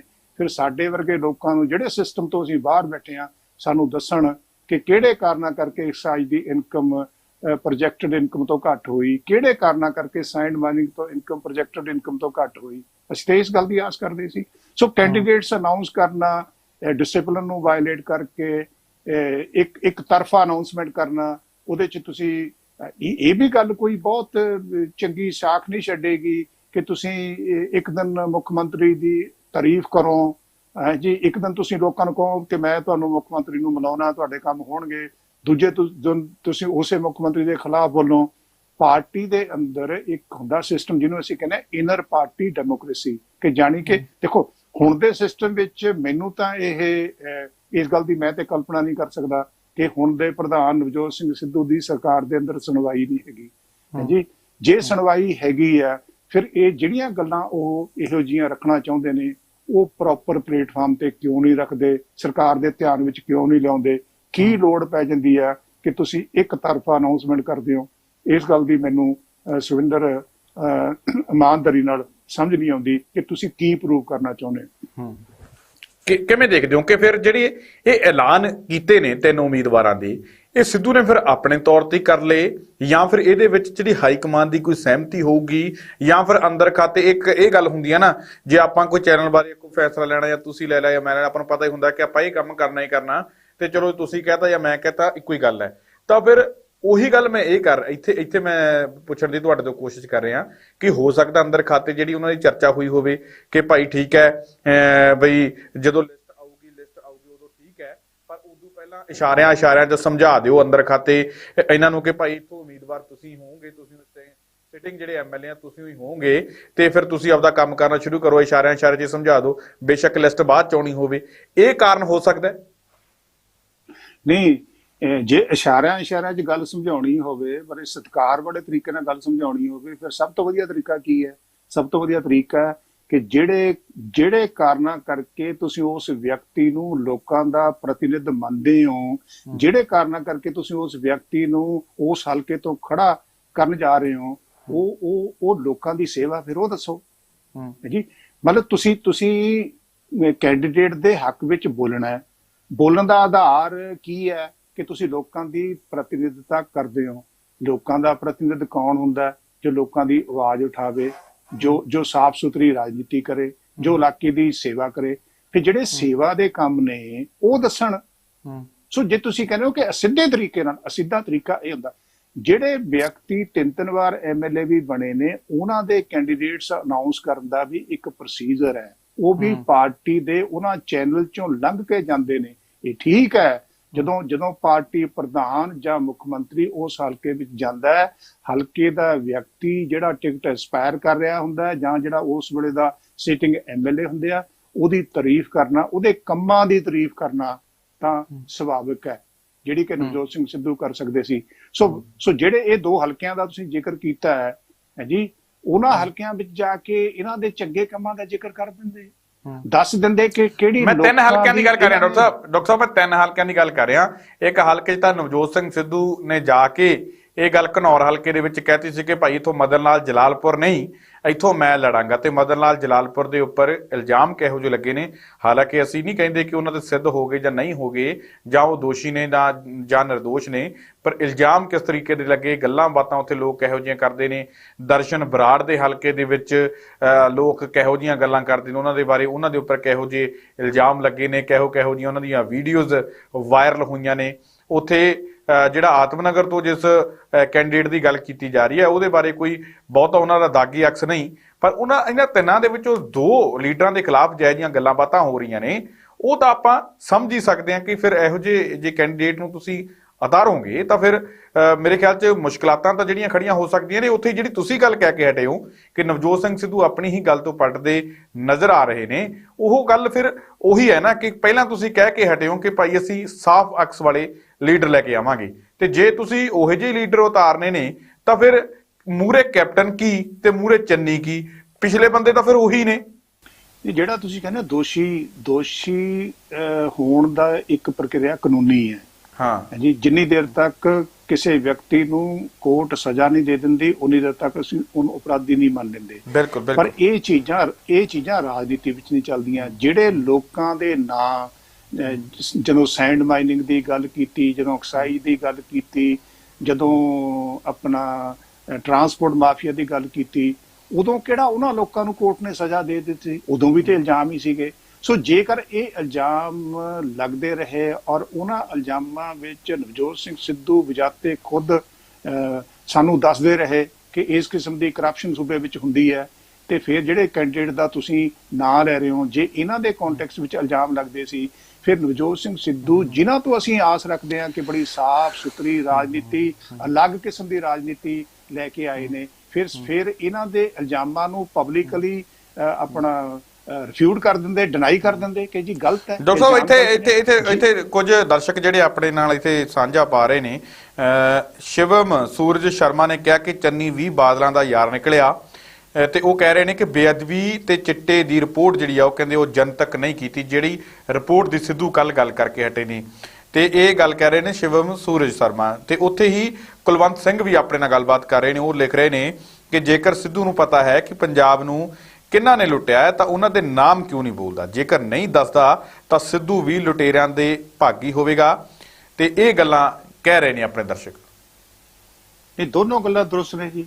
ਪਹਿਲੀ ਗੱਲ ਕਿ ਜਿਹੜੀ ਡਰੱਗਜ਼ ਨਾਲ ਸੰਬੰਧਿਤ ਸਿੱਟ ਦੀ ਰਿਪੋਰਟ ਕੋਰਟ ਵਿੱਚ ਪਈ ਹੈ, ਸਰਕਾਰ ਕੋਲ ਵੀ ਆਬਵੀਅਸਲੀ ਹੈਗੀ ਹੈ, ਉਸ ਸਿੱਟ ਦੀ ਰਿਪੋਰਟ ਨੂੰ ਜਨਤਕ ਕਰਨ ਲਈ ਕਿਸੇ ਕੋਰਟ ਨੇ ਪਾਬੰਦੀ ਨਹੀਂ ਲਾਈ। ਇਸ ਕਰਕੇ ਲੋਕ ਜਿਹੜਾ ਡਰੱਗਜ਼ ਦਾ ਮੁੱਦਾ ਪਿਛਲੇ ਇੰਨੇ ਸਮੇਂ ਤੋਂ ਪੰਜਾਬ ਦੀ ਚਰਚਾ ਵਿੱਚ ਹੈ, ਪੰਜਾਬ ਦੇ ਹਰ ਬੱਚੇ ਦੀ ਜ਼ੁਬਾਨ ਤੇ ਹੈ, ਜੇ ਉਹਦੇ ਨਾਲ ਸੰਬੰਧਿਤ ਕੋਈ ਸਿੱਟ ਬਣੀ ਹੈ, ਜਿਹੜੀ ਕਿ ਬਣੀ ਸੀਗੀ, ਉਹਨੇ ਰਿਪੋਰਟ ਦਿੱਤੀ ਹੈ, ਜੇ ਉਸ ਰਿਪੋਰਟ ਵਿੱਚ ਕੋਈ ਵਡਮੁੱਲੀ ਜਾਣਕਾਰੀ ਹੈਗੀ ਆ, ਫਿਰ ਉਹ ਜਾਣਕਾਰੀ ਲੋਕਾਂ ਕੋਲ ਪਹੁੰਚਣੀ ਚਾਹੀਦੀ ਹੈ। ਮੈਂ ਇਹ ਗੱਲ ਆਪਾਂ ਪਹਿਲਾਂ ਵੀ ਕਹੀ ਹੈ। ਸੋ ਇਸ ਕਰਕੇ ਜਿਹੜੇ ਸ਼ੁਭਮ ਜਿਹੜੀ ਗੱਲ ਕਹਿ ਰਹੇ ਨੇ ਬਿਲਕੁਲ ਠੀਕ ਕਹਿ ਰਹੇ ਨੇ। ਜਦੋਂ ਕੋਰਟ ਨੇ ਪਾਬੰਦੀ ਨਹੀਂ ਲਾਈ ਤੇ ਫਿਰ ਸਿੱਟ ਦੀ ਰਿਪੋਰਟ ਜਨਤਕ ਕਿਉਂ ਨਾ ਹੋਵੇ। ਦੂਜੀ ਜਿਹੜੀ ਤੁਹਾਡੀ ਕਾਲਰ ਦੀ ਗੱਲ ਕਰੇ, ਉਹੀ ਤਾਂ ਆਪਾਂ ਬਿਲਕੁਲ ਉਹ ਵੀ ਠੀਕ ਕਹਿ ਰਹੇ ਨੇ। ਆਪਾਂ ਇਹੀ ਗੱਲ ਕੀਤੀ ਹੈ ਕਿ ਕਿ ਨਵਜੋਤ ਸਿੰਘ ਸਿੱਧੂ ਸਾਡੇ ਤੋਂ ਤਾਂ ਵੱਧ ਉਹਨਾਂ ਲੋਕਾਂ ਬਾਰੇ ਜਾਣਦੇ ਨੇ ਨਾ, ਜਿਨ੍ਹਾਂ ਲੋਕਾਂ ਨੇ ਸਟੇਟ ਨੂੰ ਲੁੱਟਿਆ, ਜਿਨ੍ਹਾਂ ਲੋਕਾਂ ਦੇ ਹੱਥ ਕਰਪਸ਼ਨ ਵਿੱਚ ਲਿਬੜੇ ਹੋਏ ਨੇ। ਇਸ ਕਰਕੇ ਅਸੀਂ ਤਾਂ ਨਵਜੋਤ ਸਿੰਘ ਸਿੱਧੂ ਦੇ ਧੰਨਵਾਦੀ ਹੋਵਾਂਗੇ। ਡਾਕਟਰ ਸਾਹਿਬ ਇੱਕ ਗੱਲ ਇਹ ਵੀ ਹੈਗੀ ਹੈ ਕਿ ਜਦੋਂ ਨਵਜੋਤ ਸਿੰਘ ਸਿੱਧੂ ਨੇ ਅਸਤੀਫਾ ਦਿੱਤਾ ਸੀਗਾ, ਉਦੋਂ ਅਸਤੀਫਾ ਕਹਿੰਦੇ ਇੱਕ ਤਾਂ ਏਜੀ ਨੂੰ ਲੈ ਕੇ ਦਿੱਤਾ ਸੀ ਤੇ ਇੱਕ ਡੀਜੀ ਨੂੰ ਲੈ ਕੇ ਦਿੱਤਾ ਸੀ। ਦੂਜਾ ਉਹਨਾਂ ਨੇ ਇੱਕ ਮੰਤਰੀ ਦੀ ਜਿਹੜੀ ਦੁਬਾਰਾ ਜਿਹੜੀ ਐਂਟਰੀ ਹੋਈ ਸੀਗੀ ਕੈਬਨਿਟ ਦੇ ਵਿੱਚ, ਉਹਨੂੰ ਲੈ ਕੇ ਵੀ ਸਵਾਲ ਚੁੱਕੇ ਸੀ, ਉਹਦੇ ਤੇ ਵੀ ਕਈ ਤਰੀਕੇ ਦੇ ਇਲਜ਼ਾਮ ਲਾਏ ਸੀ। ਫਿਰ ਸਿੱਧੂ ਨੇ ਇਹ ਵੀ ਗੱਲਾਂ ਕਹੀਆਂ ਸੀ ਕਿ ਉਸ ਸਮੇਂ ਦੀ, ਉਦੋਂ 5 ਦਿਨ ਹੋਏ ਸੀਗੇ ਚੰਨੀ ਸਰਕਾਰ ਬਣੀ ਨੂੰ, ਕਿ ਉਸ ਸਮੇਂ ਦੀ ਜਿਹੜੀ ਸਰਕਾਰ 5 ਦਿਨਾਂ ਦੀ ਸਰਕਾਰ ਦੇ ਵਿੱਚ ਅਫਸਰਾਂ ਦੀ ਨਿਯੁਕਤੀ ਜਿਹੜੀ ਭਾਰੀ ਕਰਪਸ਼ਨ ਦੇ ਰਾਹੀਂ ਹੋਈ ਹੈ। ਤਾਂ ਫਿਰ ਹਾਲੇ ਤੱਕ ਵੀ ਉਹਦੇ ਬਾਰੇ ਸਿੱਧੂ ਦੇ ਵੱਲੋਂ ਕੋਈ ਜਨਤਕ ਤੌਰ ਤੇ ਗੱਲ ਨਹੀਂ ਕਹੀ ਗਈ, ਜਨਤਕ ਨਹੀਂ ਕੀਤੀ ਗਈ ਕਿ ਕਿਹਨੇ ਤੇ ਕਿਵੇਂ ਕਰਪਸ਼ਨ ਕਰਵਾਈ। ਜਿਹੜੀ ਅਫਸਰਾਂ ਦੀ ਨਿਯੁਕਤੀ ਹੋਈ, ਜੇ ਉਹਦੇ ਪਿੱਛੇ ਕਰਪਸ਼ਨ ਖੜੀ ਹੈ ਤੇ ਅਸੀਂ ਇਸ ਗੱਲ ਨੂੰ ਡਿਫੈਂਡ ਨਹੀਂ ਕਰਦੇ। ਲੋਕਾਂ ਨੂੰ ਉਹ ਚੀਜ਼ਾਂ ਜਾਣਨ ਦਾ ਵੀ ਅਧਿਕਾਰ ਹੈ, ਪਰ ਜਿਹੜੀ ਕਰਪਸ਼ਨ ਦੀਆਂ ਗੱਲਾਂ ਨਵਜੋਤ ਸਿੰਘ ਸਿੱਧੂ ਕੈਪਟਨ ਅਮਰਿੰਦਰ ਸਿੰਘ ਨੂੰ ਕਾਰਨਰ ਵੇਲੇ ਕਰਦੇ ਰਹੇ ਨੇ, ਉਹ ਕਰਪਸ਼ਨ ਇਹਨਾਂ ਦੇ ਮੁਕਾਬਲੇ ਕਿਤੇ ਵੱਡੀ ਹੈ। ਜਿਹੜੀ ਕਰਪਸ਼ਨ ਐਕਸਾਈਜ਼ ਵਾਲੀ ਹੈ, ਜਿਹੜੀ ਕਰਪਸ਼ਨ ਰੇਤੇ ਵਾਲੀ ਹੈ, ਉਹ ਕਰਪਸ਼ਨ ਦਾ ਵੋਲਿਊਮ ਇਹਨਾਂ ਚੀਜ਼ਾਂ ਦੇ ਮੁਕਾਬਲੇ ਬਹੁਤ ਵੱਡਾ ਹੈ। ਮੈਂ ਇਹ ਨਹੀਂ ਕਹਿ ਰਿਹਾ ਕਿ ਇਸ ਕਿਸਮ ਦੀਆਂ ਅਪਾਇੰਟਮੈਂਟਸ ਦੇ ਲਈ ਜੇਕਰ ਕਰਪਟ ਮੀਨਸ ਯੂਜ਼ ਕੀਤੇ ਗਏ ਨੇ ਉਹ ਸਾਹਮਣੇ ਨਹੀਂ ਹੋਣੇ ਚਾਹੀਦੇ ਨੇ। ਮੈਂ ਤਾਂ ਇਹ ਕਹਿ ਰਿਹਾ ਕਿ ਜਿਹੜੀਆਂ ਗੱਲਾਂ ਲੈ ਕੇ ਕੈਪਟਨ ਅਮਰਿੰਦਰ ਸਿੰਘ ਨੂੰ ਤੁਰਦਾ ਕੀਤਾ, ਜਿਹੜੀਆਂ ਗੱਲਾਂ ਲੈ ਕੇ ਕਾਂਗਰਸ ਦੇ ਅੰਦਰ ਇੱਕ ਗਰੁੱਪ ਪੈਦਾ ਹੋਇਆ, ਉਹਦੇ 'ਚ ਕਰਪਸ਼ਨ ਦਾ ਮੁੱਦਾ ਅਹਿਮ ਸੀਗਾ। ਉਹਦੇ 'ਚ ਸੂਬੇ ਦੀ ਆਮਦਨ ਤੇ ਜਿਹੜੇ ਲੁੱਟ ਰਹੇ ਨੇ ਜਿਹੜੇ ਸੂਬੇ ਦੀ ਆਮਦਨ ਨੂੰ, ਉਹ ਮੁੱਦਾ ਅਹਿਮ ਸੀਗਾ। ਤੇ ਉਹਨਾਂ ਚੀਜ਼ਾਂ ਨੂੰ ਜਨਤਕ ਕਰਨ ਲਈ, ਉਹਨਾਂ ਚੀਜ਼ਾਂ ਨੂੰ ਪੰਜਾਬ ਦੇ ਲੋਕਾਂ ਸਾਹਮਣੇ ਲਿਆਉਣ ਲਈ ਨਵਜੋਤ ਸਿੰਘ ਸਿੱਧੂ ਅਹਿਮ ਰੋਲ ਪਲੇ ਕਰ ਸਕਦੇ ਸੀਗੇ ਤੇ ਉਹ ਸੂਬੇ ਦੀ ਬਹੁਤ ਵੱਡੀ ਸੇਵਾ ਹੋਣੀ ਸੀਗੀ। ਤੇ ਫਿਰ ਸਾਨੂੰ ਇਸ ਗੱਲ ਦਾ ਯਕੀਨ ਹੋਣਾ ਸੀ ਕਿ ਚਾਹੇ ਨਵਜੋਤ ਸਿੰਘ ਸਿੱਧੂ ਕਾਂਗਰਸ ਵਿੱਚ ਨੇ, ਜੀ ਡਾਕਟਰ ਸਾਹਿਬ, ਵੀ ਨਵਜੋਤ ਸਿੰਘ ਸਿੱਧੂ ਚਾਹੇ ਕਾਂਗਰਸ ਦੇ ਪ੍ਰਧਾਨ ਨੇ, ਪਰ ਇਸ ਵੇਲੇ ਜਦੋਂ ਨਵਜੋਤ ਸਿੰਘ ਸਿੱਧੂ ਕਾਂਗਰਸ ਦੇ ਪ੍ਰਧਾਨ ਨੇ ਤੇ ਇਹ ਕਾਂਗਰਸ ਉਹ ਨਹੀਂ ਸੀ ਹੈਗੀ ਜਿਹੜੀ ਕਾਂਗਰਸ ਕੈਪਟਨ ਅਮਰਿੰਦਰ ਸਿੰਘ ਵੇਲੇ। ਫੇਰ ਹੀ ਸਾਨੂੰ ਇਸ ਗੱਲ ਦਾ ਅਹਿਸਾਸ ਹੋਣਾ ਸੀ, ਯਕੀਨ ਆਉਣਾ ਸੀ, ਜੇਕਰ ਕੋਈ ਵਿਲੱਖਣ ਕਿਸਮ ਦੀ ਗੱਲ ਨਵਜੋਤ ਸਿੰਘ ਸਿੱਧੂ ਐਜ ਪ੍ਰਧਾਨ ਕਰਕੇ ਦਿਖਾਉਂਦੇ। ਸੋ ਜਿਹੜੀ ਉਹ ਵੱਡੀ ਕਰਪਸ਼ਨ ਹੈ, ਜਿਹੜੀ ਕਰਪਸ਼ਨ ਸਟੇਟ ਦੇ ਨੂੰ ਖਾ ਗਈ ਹੈ, ਜਿਹੜੀ ਕਰਪਸ਼ਨ ਨੇ ਸਟੇਟ ਨੂੰ ਬਰਬਾਦ ਕਰਤਾ, ਉਸ ਕਰਪਸ਼ਨ ਨੂੰ ਐਕਸਪੋਜ਼ ਕਰਨਾ ਬਣਦਾ ਸੀ ਜੇ ਵਾਕਿਆ ਹੀ ਨਵਜੋਤ ਸਿੰਘ ਸਿੱਧੂ ਕੋਲ ਇਸ ਕਿਸਮ ਦੀ ਇਨਫੋਰਮੇਸ਼ਨ ਹੈਗੀ ਹੈ। ਜੀ ਬਿਲਕੁਲ। ਇੱਥੇ ਕੁਝ ਦਰਸ਼ਕ ਸਾਡੇ ਕਹਿ ਰਹੇ ਨੇ ਕਿ ਸਿੱਧੂ ਸਾਹਿਬ ਜੋ ਕਰਦੇ ਨੇ ਠੀਕ ਕਰਦੇ ਨੇ। ਅਸੀਂ ਵੀ ਉਹੀ ਗੱਲ ਕਹਿ ਰਹੇ ਹਾਂ ਕਿ ਜੋ ਨਵਜੋਤ ਸਿੰਘ ਸਿੱਧੂ ਗੱਲਾਂ ਕਰ ਰਹੇ ਨੇ ਉਹ ਗੱਲਾਂ ਬਿਲਕੁਲ ਠੀਕ ਕਰ ਰਹੇ ਨੇ, ਉਹ ਗੱਲਾਂ ਵਾਜਿਬ ਨੇ। ਪੰਜਾਬ ਦੇ ਲੋਕ ਪਸੰਦ ਵੀ ਨਵਜੋਤ ਸਿੰਘ ਸਿੱਧੂ ਨੂੰ ਇਸੇ ਕਰਕੇ ਕਰ ਰਹੇ ਨੇ। ਮੈਂ ਸਰਦਾਰਾ ਸਿੰਘ ਜੌਹਲ ਸਾਹਿਬ ਦੇ ਨਾਲ ਡਾਕਟਰ ਸਾਹਿਬ ਇੰਟਰਵਿਊ ਕੀਤੀ, ਉਹਦੇ ਵਿੱਚ ਮੈਨੂੰ ਉਹਨਾਂ ਦੀ ਗੱਲ ਬਹੁਤ ਵਧੀਆ ਲੱਗੀ। ਉਹ ਕਹਿੰਦੇ ਕਿ ਸੁਖਵਿੰਦਰ, ਲੋਕਾਂ ਨੂੰ ਇਹ ਕਹਿਣ ਦੀ ਲੋੜ ਹੈ ਕਿ ਭਾਈ ਨਵਜੋਤ ਸਿੰਘ ਸਿੱਧੂ ਨੂੰ ਬਹੁਤ ਸਾਰੇ ਲੋਕ ਕਹਿੰਦੇ ਕਿ ਜ਼ਿਆਦਾ ਬੋਲਦਾ। ਇਹ ਨਾ ਸੋਚੋ, ਕਹਿੰਦੇ ਬੋਲਦਾ ਦੇਖੋ, ਉਹ ਮੁੱਦਿਆਂ ਤੇ ਕਿਹੜਿਆਂ ਤੇ ਬੋਲਦਾ, ਬਾਕੀ ਬੋਲਣ ਦੀ ਲੋੜ ਹੈ। ਕਹਿੰਦੇ ਕਿ ਇਹ ਨਾ ਦੇਖੋ ਕਿ ਠੋਕੋ ਤਾਲੀ ਕਹਿ ਰਿਹਾ, ਇਹ ਦੇਖੋ ਵੀ ਠੋਕੋ ਤਾਲੀ ਕਹਿ ਕਿਹੜੀ ਗੱਲ ਤੇ ਰਿਹਾ। ਇਹ ਗੱਲ ਮੈਨੂੰ ਉਹਨਾਂ ਦੀ ਬਹੁਤ ਵਧੀਆ ਲੱਗੀ। ਅਸੀਂ ਵੀ ਕਹਿੰਦੇ ਹਾਂ ਕਿ ਨਵਜੋਤ ਸਿੰਘ ਸਿੱਧੂ ਗੱਲ ਠੀਕ ਕਹਿ ਰਿਹਾ, ਪਰ ਅਸੀਂ ਇਹ ਕਹਿ ਰਹੇ ਹਾਂ ਕਿ ਨਵਜੋਤ ਸਿੰਘ ਸਿੱਧੂ ਤੋਂ ਲੋਕ ਜਿੱਥੇ ਆਸ ਕਰਦੇ ਨੇ ਕਿ ਗੱਲ ਠੀਕ ਕਹਿ ਰਿਹਾ, ਉੱਥੇ ਆਸ ਇਹ ਵੀ ਕਰਦੇ ਨੇ ਕਿ ਉਹ ਆਪਣੀ ਗੱਲ ਤੋਂ ਪਲਟਣ ਨਾ, ਆਪਣੀ ਗੱਲ ਤੋਂ ਪਿੱਛੇ ਨਾ ਹਟਣ। ਇਸ ਕਰਕੇ ਅਸੀਂ ਇਹ ਗੱਲਾਂ ਬਾਤਾਂ ਕਹਿ ਰਹੇ ਹਾਂ। ਕੈਂਡੀਡੇਟਸ ਦੀ ਜੇਕਰ ਗੱਲ ਕਰੀਏ, ਕੈਂਡੀਡੇਟ ਦੇ ਵਿੱਚ ਨਵਜੋਤ ਸਿੰਘ ਸਿੱਧੂ ਖੁਦ ਹੀ ਕੁਝ ਦਿਨ ਪਹਿਲਾਂ ਇਹ ਗੱਲ ਕਹਿ ਕੇ ਹਟੇ ਨੇ ਕਿ ਭਾਈ ਸਾਡਾ ਪ੍ਰੋਸੀਜਰ ਹਾਲੇ ਚੱਲੇਗਾ, ਜੋ ਪ੍ਰੋਸੀਜਰ ਜਿਹੜਾ ਉਹ ਹੋਊਗਾ ਮੈਰਿਟ ਦੇ ਆਧਾਰ ਤੇ, ਸਰਵੇ ਦੇ ਆਧਾਰ ਤੇ, ਹਲਕੇ ਦੇ ਲੋਕਾਂ ਦੇ ਆਧਾਰ ਤੇ ਜਿਹੜੇ ਕੈਂਡੀਡੇਟ ਦੇਵਾਂਗੇ।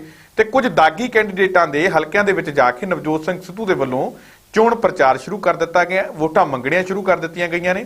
ਬੇਸ਼ੱਕ ਇੱਕ ਤਰੀਕੇ ਦੇ ਨਾਲ ਸਮਝਾਉਣ ਦੀ ਕੋਸ਼ਿਸ਼ ਹੈ। ਇਦਾਂ ਲੱਗ ਰਿਹਾ ਕਿ ਜਿਵੇਂ ਉਹਨਾਂ 3 ਕੈਂਡੀਡੇਟਸ ਨੂੰ ਕਾਂਗਰਸ ਨੇ ਸੋਚ ਲਿਆ ਹੋਵੇ ਕਿ ਇਹੀ ਉਮੀਦਵਾਰ ਹੋਣਗੇ। ਇੱਕ ਤਰੀਕੇ ਨਾਲ ਇਦਾਂ ਲੱਗ ਰਿਹਾ ਕਿ 3 ਕੈਂਡੀਡੇਟਾਂ ਨੂੰ ਉਹਨਾਂ ਨੇ ਚੋਣ ਮੈਦਾਨ ਦੇ ਵਿੱਚ ਅਸਿੱਧੇ ਤੌਰ ਤੇ ਉਤਾਰ ਦਿੱਤਾ। ਬੇਸ਼ੱਕ ਲਿਸਟ ਹਾਲੇ ਆਉਣੀ ਹੋਵੇ। ਅਸੀਂ ਉਸ ਸੰਦਰਭ ਦੇ ਵਿੱਚ ਗੱਲਬਾਤ ਕਰ ਰਹੇ ਹਾਂ। ਡਾਕਟਰ ਸਾਹਿਬ, ਕਿਵੇਂ ਦੇਖਦੇ ਹੋ ਕਿ ਜੇਕਰ ਜਿਵੇਂ ਨਵਜੋਤ ਸਿੰਘ ਸਿੱਧੂ ਖੁਦ ਪਹਿਲਾਂ ਕਹਿ ਕੇ ਹਟੇ ਸੀਗੇ ਕਿ ਅਸੀਂ ਜ਼ਰੂਰੀ ਨਹੀਂ ਕਿ ਸਿਟਿੰਗ ਐਮਐਲਏ ਨੂੰ ਜਿਹੜੀਆਂ ਅਸੀਂ ਟਿਕਟਾਂ ਦੇਵਾਂਗੇ, ਤਾਂ ਆਉਣ ਵਾਲੇ ਦਿਨਾਂ ਦੇ ਵਿੱਚ ਕੁਝ ਐਮਐਲਏ ਨੇ ਟਿਕਟਾਂ ਕੱਟੀਆਂ ਜਾ ਸਕਦੀਆਂ ਨੇ ਜਾਂ ਵਾਕਈ ਉਹ ਗੱਲਾਂ ਹੀ ਰਹਿ ਜਾਣਗੀਆਂ, ਫਿਰ ਉਹੀ ਦਾਗੀ ਬੰਦੇ ਸਾਹਮਣੇ ਆ ਜਾਣਗੇ? ਨਹੀਂ, ਮੈਂ ਨਾ ਪਹਿਲਾਂ ਗੱਲ ਕਰਨੀ ਹੈ, ਜਿਹੜੇ ਤੁਹਾਡੇ ਕਾਲਰ ਨੇ ਵਧੀਆ ਗੱਲ ਕਹੀ ਹੈ ਜਦੋਂ ਅਸੀਂ ਨਵਜੋਤ ਸਿੰਘ ਸਿੱਧੂ ਤੋਂ ਕਿਸੇ ਚੰਗੇ ਕੰਮ ਦੀ ਆਸ ਰੱਖਦੇ ਹਾਂ, ਅਸੀਂ ਨਵਜੋਤ ਸਿੰਘ ਸਿੱਧੂ ਨੂੰ ਸਤਿਕਾਰ ਦੇ ਰਹੇ ਹਾਂ। ਜੇ ਮੇਰਾ ਰਾਜਨੀਤੀ ਚੋਂ ਵਿਸ਼ਵਾਸ ਉੱਠ ਗਿਆ, ਜੇ ਮੇਰਾ ਇਹ ਵਿਸ਼ਵਾਸ ਬਣ ਗਿਆ ਕਿ ਪਾਰਟੀਆਂ ਸਾਰੀਆਂ ਕਰਪਟ ਨੇ, ਇਸ ਕਰਕੇ ਕਿਸੇ ਵੀ ਪਾਰਟੀ ਕੋਲੋਂ ਇਮਾਨਦਾਰੀ, ਸਾਫ਼ ਸੁਥਰੀ ਵਾਲੀ ਰਾਜਨੀਤੀ ਦੀ ਆਸ ਨਹੀਂ ਰੱਖੀ ਜਾ ਸਕਦੀ, ਫਿਰ ਮੈਂ ਕਹਿਣਾ ਬੰਦ ਕਰ ਦੂੰਗਾ। ਜੇਕਰ ਅਸੀਂ ਨਵਜੋਤ ਸਿੰਘ ਸਿੱਧੂ ਦੇ ਕੰਟੈਕਸਟ ਵਿੱਚ ਇਹ ਗੱਲਾਂ ਕਹਿ ਰਹੇ ਹਾਂ ਤਾਂ ਇਸ ਕਰਕੇ ਕਹਿ ਰਹੇ ਹਾਂ ਕਿ ਨਵਜੋਤ ਸਿੰਘ ਇਸ ਕਿਸਮ ਦੀਆਂ ਚੰਗੀਆਂ ਗੱਲਾਂ ਸਮੇਂ-ਸਮੇਂ ਸਿਰ ਕਰਦੇ ਰਹੇ ਨੇ। ਇਸ ਕਰਕੇ ਜਿਹੜੀਆਂ ਵੱਡੀਆਂ ਗੱਲਾਂ ਉਹਨਾਂ ਨੇ ਕਹੀਆਂ ਨੇ, ਉਹਨਾਂ ਨੂੰ ਚੁੱਕ ਕੇ ਅਸੀਂ ਇਹ ਕਹਿੰਦੇ ਹਾਂ ਕਿ ਜਿਹੜੀਆਂ ਉਹਨਾਂ ਦੀਆਂ ਵੱਡੀਆਂ ਗੱਲਾਂ ਨਾਲ ਆਹ ਗੱਲਾਂ ਟਕਰਾਉਂਦੀਆਂ ਨੇ, ਇਹਨਾਂ ਬਾਰੇ ਸੋਚਣ ਕਿ ਤੁਸੀਂ ਕੁਝ ਕੈਂਡੀਡੇਟਸ ਅਨਾਉਂਸ ਕਰ ਦਿੱਤੇ ਨੇ, ਉਹਨਾਂ ਕੈਂਡੀਡੇਟਸ ਬਾਰੇ ਉਹ ਮਾਪਦੰਡ ਲਾਏ ਜਿਹੜੇ ਮਾਪਦੰਡ ਤੁਸੀਂ ਆਪ ਅਨਾਉਂਸ ਕੀਤੇ ਸੀ ਕਿ ਅਸੀਂ ਸਾਫ਼ ਸੁਥਰੀ ਛਵੀ ਵਾਲੇ ਇਮਾਨਦਾਰ ਵਿਅਕਤੀਆਂ ਨੂੰ ਟਿਕਟ ਦੇਵਾਂਗੇ, ਅਸੀਂ ਲੋਕ ਉਹਨਾਂ ਬਾਰੇ ਕੀ ਸੋਚਦੇ ਨੇ ਇਸ ਗੱਲ ਦਾ ਖਿਆਲ ਰੱਖਾਂਗੇ, ਅਸੀਂ ਜਿਨ੍ਹਾਂ ਲੋਕਾਂ ਦੇ ਕਰਪਸ਼ਨ ਵਿੱਚ ਹੱਥ ਲਿਬੜੇ ਹੋਏ ਨੇ ਉਹਨਾਂ ਨੂੰ ਟਿਕਟ ਨਹੀਂ ਦੇਵਾਂਗੇ। ਅਸੀਂ ਤਾਂ ਇਸ ਗੱਲ ਦੀ ਆਸ ਕਰਦੇ ਹਾਂ। ਅਸੀਂ ਤਾਂ ਰਾਦਰ ਤੁਸੀਂ ਇਹ ਕਹਿ ਲਓ ਕਿ ਸਾਡੀਆਂ ਰਾਜਨੀਤੀ ਤੋਂ ਜਿਹੜੀਆਂ ਆਸ਼ਾਵਾਂ ਨੇ, ਐਕਸਪੈਕਟੇਸ਼ਨਸ ਨੇ, ਉਹ ਪੈਦਾ ਹੀ ਇਸ ਕਰਕੇ ਹੋਈਆਂ ਨੇ ਕਿ ਨਵਜੋਤ ਸਿੰਘ ਸਿੱਧੂ ਵਰਗੇ ਵਿਅਕਤੀ ਰਾਜਨੀਤੀ ਵਿੱਚ ਆਏ ਨੇ, ਜਾਂ ਰਾਜਾ ਬਿੜਿੰਗ ਪ੍ਰਗਟ ਵਿਜਾਤੇ ਖੁਦ ਮੁੱਖ ਮੰਤਰੀ ਨੇ ਲੋਕਾਂ ਦੀਆਂ ਗੱਲਾਂ ਸੁਣਨੀਆਂ ਸ਼ੁਰੂ ਕੀਤੀਆਂ ਨੇ। ਸੋ ਜਿਹੜੀ ਤੁਹਾਡੀ ਨਾਰਾਜ਼ਗੀ ਹੈ ਨਾ, ਨਾਰਾਜ਼ਗੀ ਤੁਹਾਡੀ ਉਦੋਂ ਪੈਦਾ ਹੁੰਦੀ ਹੈ ਜਦੋਂ ਤੁਸੀਂ ਕਿਸੇ ਵਿਅਕਤੀ ਕੋਲੋਂ ਕੋਈ ਚੀਜ਼ ਆਸ ਰੱਖਦੇ ਹੋ। ਜਿੱਥੋਂ ਤੁਸੀਂ ਕੁਝ ਆਸ ਹੀ ਨਹੀਂ ਰੱਖਦੇ ਉੱਥੇ ਕਿੱਥੋਂ ਨਾਰਾਜ਼ਗੀ ਹੋਏਗੀ। ਸੋ ਇਸ ਕਰਕੇ ਅਸੀਂ ਤਾਂ ਨਵਜੋਤ ਸਿੰਘ ਸਿੱਧੂ ਤੋਂ ਇਸ ਗੱਲ ਦੀ ਆਸ ਰੱਖਦੇ ਹੋਏ ਸਾਨੂੰ ਇਹ ਲੱਗਦਾ ਹੈ ਕਿ ਨਵਜੋਤ ਸਿੰਘ ਸਿੱਧੂ ਬੇਬਾਕੀ ਨਾਲ ਗੱਲ ਕਹਿ ਸਕਦੇ ਨੇ, ਇੱਕ ਸਟੈਂਡ ਲੈ ਸਕਦੇ ਨੇ। ਇਸ ਕਰਕੇ ਇਹਨਾਂ ਮੁੱਦਿਆਂ ਤੇ ਸਟੈਂਡ ਲੈਣਾ ਬਣਦਾ ਹੈ। ਕਿਹੜੇ ਮੁੱਦਿਆਂ ਤੇ? ਕਿ ਉਹਨਾਂ ਵਿਅਕਤੀਆਂ ਨੂੰ ਟਿਕਟਾਂ ਦਿੱਤੀਆਂ ਜਾਣ ਜਿਨ੍ਹਾਂ ਦੀ ਸਾਫ਼ ਸੁਥਰੀ ਛਵੀ ਹੈ। ਉਹ ਵਿਅਕਤੀ ਜਿਹੜੇ ਕੈਪਟਨ ਦੇ 75-25 ਸਿਸਟਮ ਵਿੱਚ ਨੇੜੇ ਤੇੜੇ ਕਿਤੇ ਤੁਰੇ ਫਿਰਦੇ ਸੀ, ਉਹਨਾਂ ਨੂੰ ਵੀ ਟਿਕਟਾਂ ਨਾ ਦਿੱਤੀਆਂ ਜਾਣ। ਜੇ ਇਹਨਾਂ ਗੱਲਾਂ ਦਾ ਖਿਆਲ ਰੱਖਿਆ ਜਾਵੇ ਫੇਰ ਹੀ ਅਸਲੀ ਮਾਇਨਿਆਂ ਵਿੱਚ ਨਵਜੋਤ ਸਿੰਘ ਸਿੱਧੂ ਦੀ ਜਿਹੜੀ ਨੈਤਿਕਤਾ ਵਾਲੀ, ਜਿਹੜੀ ਡਾਕਟਰ ਸਾਹਿਬ ਆਪਾਂ ਇਸ ਵਾਲੇ ਪਾਸੇ ਵੀ ਆ ਜਾਈਏ। ਤੁਹਾਨੂੰ ਕੀ ਲੱਗਦਾ ਹੈ ਕਿ ਕੈਪਟਨ ਦੇ ਪਾਸੇ ਹੋਣ ਦੇ ਨਾਲ ਜਿਹੜੇ ਲੋਕ ਕੈਪਟਨ ਅਮਰਿੰਦਰ ਸਿੰਘ ਦੇ ਉਹ ਕੰਮਾਂ ਦੇ ਵਿੱਚ ਰਲੇ ਹੋਏ ਸੀ, ਜਿਹੜੇ ਕੰਮਾਂ ਦੇ ਖਿਲਾਫ ਨਵਜੋਤ ਸਿੰਘ ਸਿੱਧੂ ਝੰਡਾ ਚੱਕ ਕੇ ਬੁਲੰਦ ਆਵਾਜ਼ ਦੇ ਵਿੱਚ ਖੜੇ ਹੋ ਗਏ ਸੀ, ਕੈਪਟਨ ਅਮਰਿੰਦਰ ਸਿੰਘ ਦੇ ਜਾਣ ਦੇ ਨਾਲ ਕਿਹੜੇ ਉਹ ਲੋਕ ਪਾਸੇ ਹੋਏ ਨੇ? ਇਹ ਵੀ ਆਪਣੇ ਦਰਸ਼ਕਾਂ ਨੂੰ ਦੱਸ ਦਿਓ। ਹੋਰ ਕਿਹੜੇ ਲੋਕ ਪਾਸੇ ਹੋਏ ਨੇ ਜਿਹੜੇ ਕੈਪਟਨ ਦੇ ਨਾਲ ਉਦੋਂ ਰਲੇ ਹੋਏ ਸੀ? ਮੈਂ ਇਹ ਤਾਂ ਕਹਿ ਰਿਹਾ, ਕੋਈ ਬਹੁਤ ਵੱਡੀ ਗਿਣਤੀ ਵਿੱਚ ਲੋਕ ਇੱਕ ਪਾਸੇ ਕੀਤੇ ਗਏ ਹੁਣ ਉਹ ਤਾਂ ਹੋਇਆ ਹੀ ਨਹੀਂ। ਬਹੁਤ ਘੱਟ ਲੋਕ ਨੇ ਜਿਹੜੇ ਕੈਪਟਨ ਅਮਰਿੰਦਰ ਸਿੰਘ ਦੀ ਟੀਮ ਦਾ ਹਿੱਸਾ ਸੀਗੇ, ਜਿਹੜੇ ਹੁਣ ਚੰਨੀ ਸਾਹਿਬ ਦੀ ਟੀਮ ਦਾ ਹਿੱਸਾ ਨਹੀਂ ਹੈਗੇ। ਹਾਂਜੀ, ਬਿਊਰੋਕ੍ਰੇਸੀ ਵੀ ਉੱਥੇ ਤੁਰੀ ਫਿਰਦੀ ਹੈ, ਬਹੁਤੇ ਜਿਹੜੇ ਮੰਤਰੀ ਮੰਡਲ ਵੀ ਉੱਥੇ ਤੁਰਿਆ ਫਿਰਦਾ ਹੈ ਜੀ। ਸੋ ਇਹੀ ਤਾਂ ਅਸੀਂ ਸਵਾਲ ਬਾਰ-ਬਾਰ ਰੇਜ਼ ਕਰਦੇ ਹਾਂ ਕਿ ਜਿਹੜੇ ਕੈਪਟਨ ਅਮਰਿੰਦਰ ਸਿੰਘ ਵੇਲੇ ਇਹਨਾਂ ਕਰਪਟ ਪ੍ਰੈਕਟਿਸ ਵਿੱਚ ਇੰਡਲਜ ਕਰਦੇ ਸੀ, ਉਹ ਲੋਕ ਕੌਣ ਨੇ? ਉਹ ਕਾਂਗਰਸ ਦੇ ਅੰਦਰ ਹੀ ਸੀਗੇ, ਕਿਉਂਕਿ ਜਦੋਂ ਇਲਜ਼ਾਮ ਲੱਗੇ ਫਿਰ ਕਾਂਗਰਸ ਦੇ ਅੰਦਰ ਦੇ ਲੋਕਾਂ ਤੇ ਇਲਜ਼ਾਮ ਲੱਗੇ ਨਾ, ਬਾਹਰਲੇ ਲੋਕਾਂ ਤੇ ਥੋੜਾ ਇਲਜ਼ਾਮ ਲੱਗੇ ਨੇ।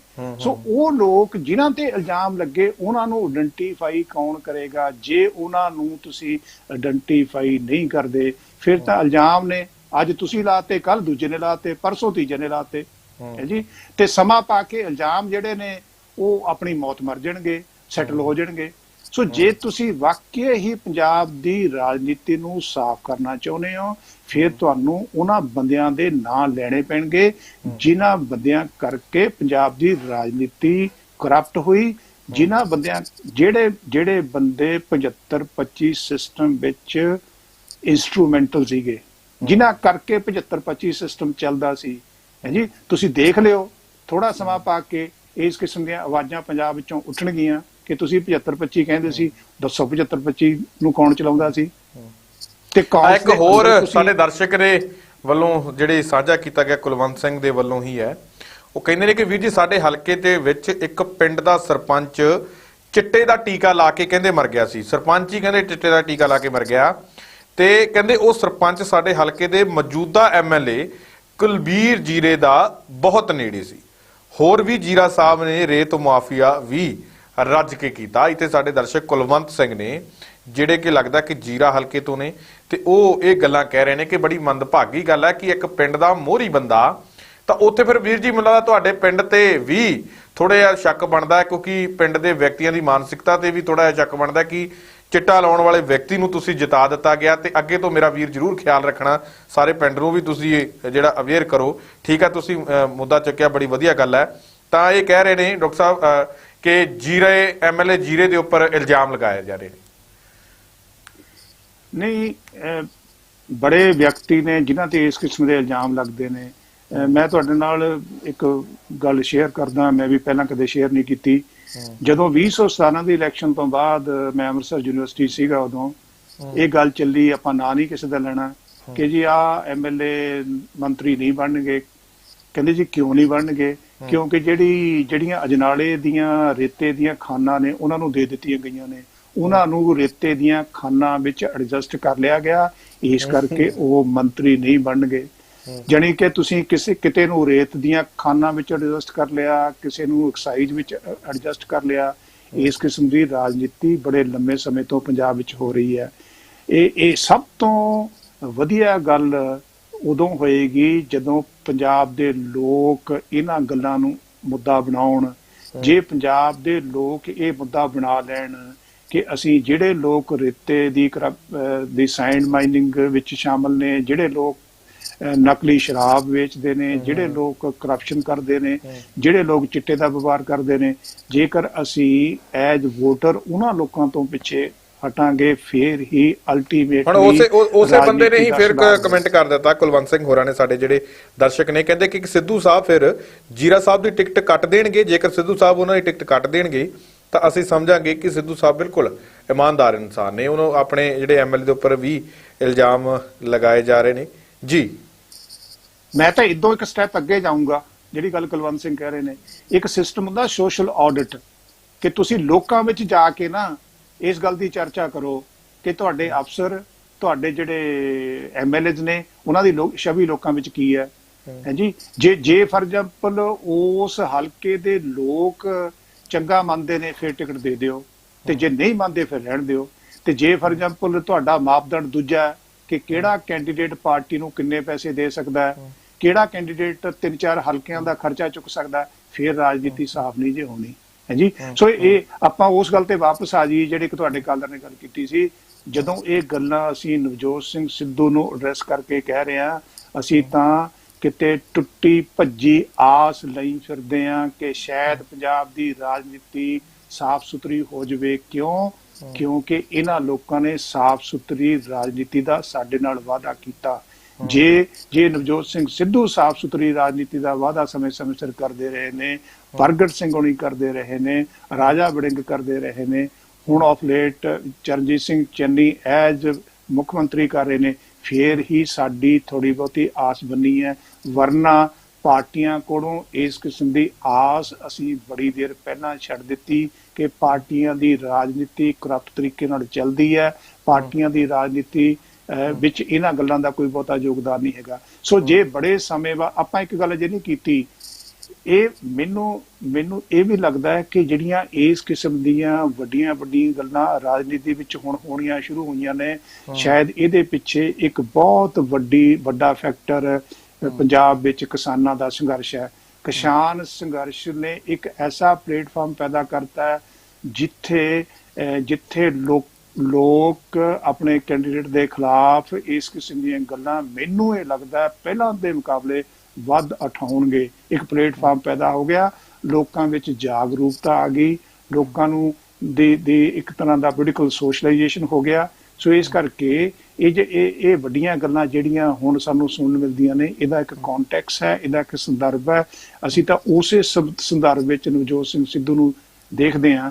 ਰਾਦਰ ਅਸੀਂ ਤਾਂ ਉਸ ਗੱਲ ਵਿੱਚ ਇੱਕ ਐਡ ਕਰਦੇ ਹਾਂ ਕਿ ਇਹਨਾਂ ਗੱਲਾਂ ਨੂੰ ਜੇਕਰ ਤੁਸੀਂ ਲੌਜੀਕਲ ਕਨਕਲੂਜਨ ਤੱਕ ਲੈ ਕੇ ਜਾਣਾ, ਲੌਜੀਕਲ ਕਨਕਲੂਜਨ ਤਾਂ ਹੋਏਗਾ ਕਿ ਤੁਸੀਂ ਇਸ ਗੱਲ ਨੂੰ ਯਕੀਨੀ ਦਿਵਾਓ ਕਿ ਸਾਫ਼ ਸੁਥਰੀ ਛਵੀ ਵਾਲੇ ਲੋਕ ਹੈ ਜੀ, ਜਿਹੜੇ ਲੋਕਾਂ ਦੀ ਸੇਵਾ ਕਰ ਸਕਦੇ ਹੋਣ, ਉਹਨਾਂ ਨੂੰ ਰਾਜਨੀਤੀ ਵਿੱਚ ਲਿਆਂਦਾ ਜਾਵੇ, ਤੇ ਫਿਰ ਹੀ ਅਸਲੀ ਮਾਇਨਿਆਂ ਵਿੱਚ ਸਾਫ਼ ਸੁਥਰੀ ਰਾਜਨੀਤੀ ਦੇਖਣ ਨੂੰ ਮਿਲ ਸਕਦੀ ਹੈ। ਬਿਲਕੁਲ। ਤਾਂ ਡਾਕਟਰ ਸਾਹਿਬ, ਤੁਸੀਂ ਸਾਡੇ ਨਾਲ ਇਸ ਪ੍ਰੋਗਰਾਮ ਦੇ ਵਿੱਚ ਜੁੜੇ, ਤੁਹਾਡਾ ਬਹੁਤ ਬਹੁਤ ਧੰਨਵਾਦ ਜੀ। ਥੈਂਕ ਯੂ ਸੁਖਿੰਦਰ, ਸ਼ੁਕਰੀਆ। ਤਾਂ ਇਹ ਸਨ ਡਾਕਟਰ ਕੁਲਦੀਪ ਸਿੰਘ ਜੀ, ਜਿਨ੍ਹਾਂ ਦੇ ਵੱਲੋਂ ਇਹਨਾਂ ਅਹਿਮ ਮਸਲਿਆਂ ਦੇ ਉੱਪਰ ਸਾਡੇ ਨਾਲ ਗੱਲਬਾਤ ਕੀਤੀ ਗਈ ਹੈ। ਉਮੀਦ ਕਰਦੇ ਹਾਂ ਕਿ ਡਾਕਟਰ ਸਾਹਿਬ ਦੇ ਨਾਲ ਕੀਤੀ ਗੱਲਬਾਤ, ਉਹਨਾਂ ਦੇ ਕੀਮਤੀ ਵਿਚਾਰ ਜਿਹੜੇ ਆ ਤੁਹਾਨੂੰ ਜ਼ਰੂਰ ਪਸੰਦ ਆਏ ਹੋਣਗੇ। ਦੁਬਾਰਾ ਫਿਰ ਮਿਲਾਂਗੇ ਇਸ ਪ੍ਰੋਗਰਾਮ ਦੇ ਵਿੱਚ, ਤਦ ਤੱਕ ਲਈ ਦਿਓ ਇਜਾਜ਼ਤ। ਧੰਨਵਾਦ।